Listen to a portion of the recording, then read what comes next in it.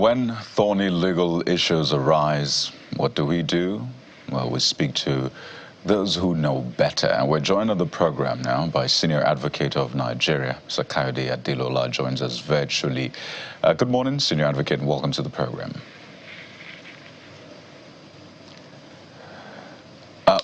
Would like you to unmute so we can hear you, Senior Advocate. But, you know, we're dealing with a lot of things right now, politically, security-wise, economically, in that sense, right?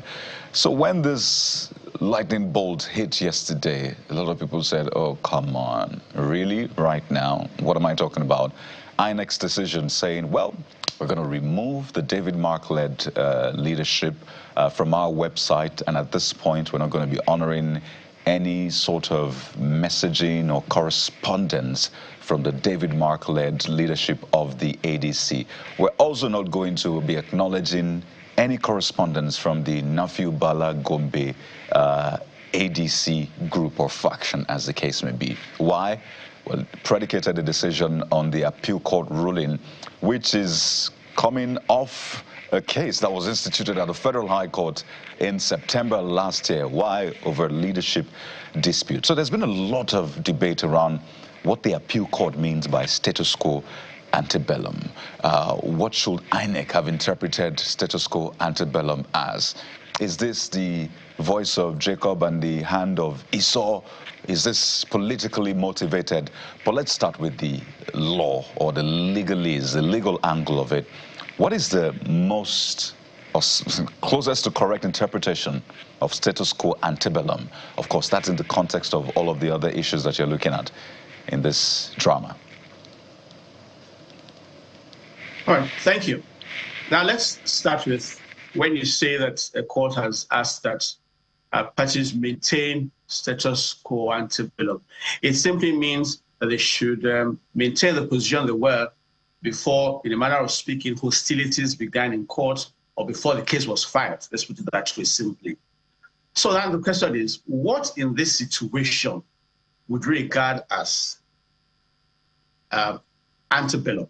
What point in time would we regard as ante bellum? It would be before the matter was filed. And so what was the status quo at that point in time? Let's go back a bit. In July, some gentlemen formed themselves into a coalition and approached the ADC with the intention of having ADC as a platform from which they shall spring forth into elections in 2027.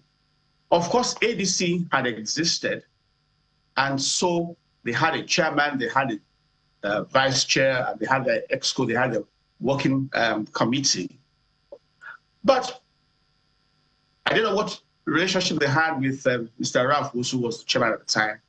He gladly stepped aside with the intention of having Mr. David Mark and Alhaji Ralph Aregbesola to become the pro tem or interim chairman and secretary, respectively. But then there was the gentleman who was vice chairman, Alhaji Gombe, who now says that, well, if Ralph was to step aside as chairman, then he should be the one who should step into his shoes. And then I think that didn't work out. So on the 2nd of September 2025 last year, he filed an action in court. And one of the things he sought before the court was an order of injunction restraining Senator David Mark and his co-travelers from parading themselves as the executives of ADC. They went to court to challenge that order. The Court of Appeal simply said, you know what, go back to the Federal High Court. We're going to ask that the Federal High Court should grant you accelerated hearing, and then whatever decision is taken, we will bind you. But in the meantime, parties should maintain status quo ante bellum. Now, that is the crux of the matter. What was the status quo ante bellum? It would seem that they had two chairpersons at the time.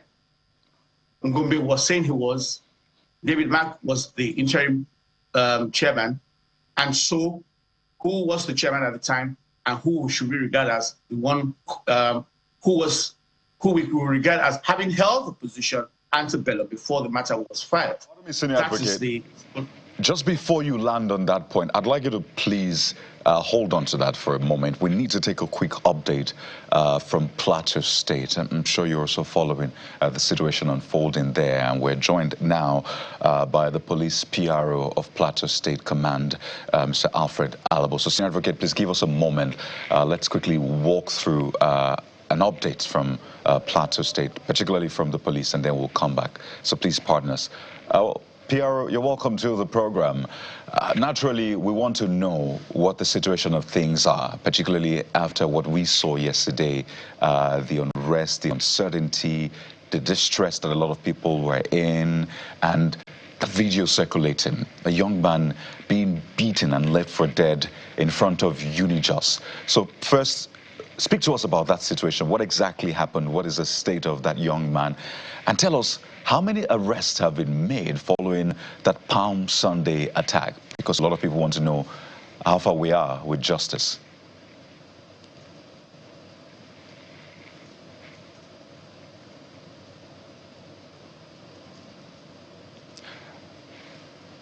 Mr. Alabo, I hope you can hear me.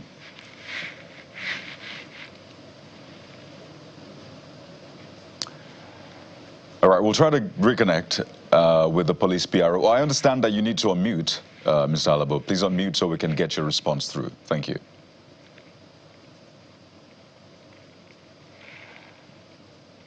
Okay, so yes. While you try to do that, you can go ahead now.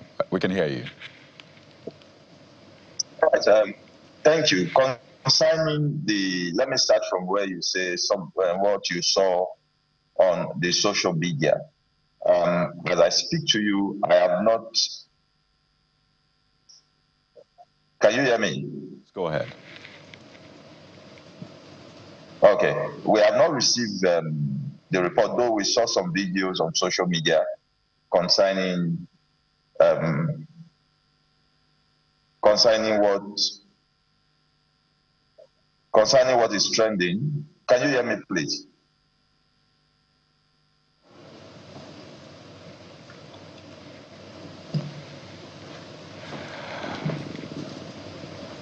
Ms. Alabo, we can hear you. Please go ahead. You were telling us about the viral video that a lot of Nigerians saw play out in front of the Unijust gate. A young man was being beaten by a mob while vehicles, tricycles were driving past.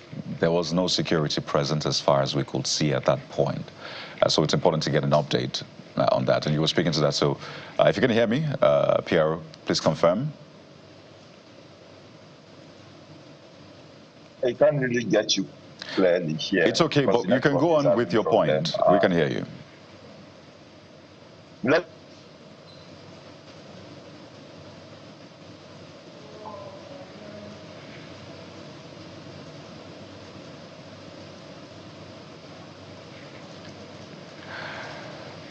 All right, the connection is not the very best from that side this morning, but we'll try once again once we get confirmation rather from different interpretations by opposing parties to a suit.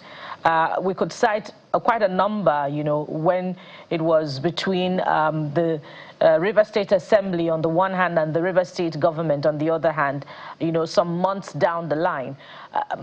My question then as a result is, can the my lords or your lords, as the case may be more equivocal in their discharge of consequential court orders, such that there's no confusion and there's no state of lawlessness where interpretations of court orders are concerned, so that we avoid, a descent into anarchy, as we have seen in times past, in cases as important as electoral matters as this?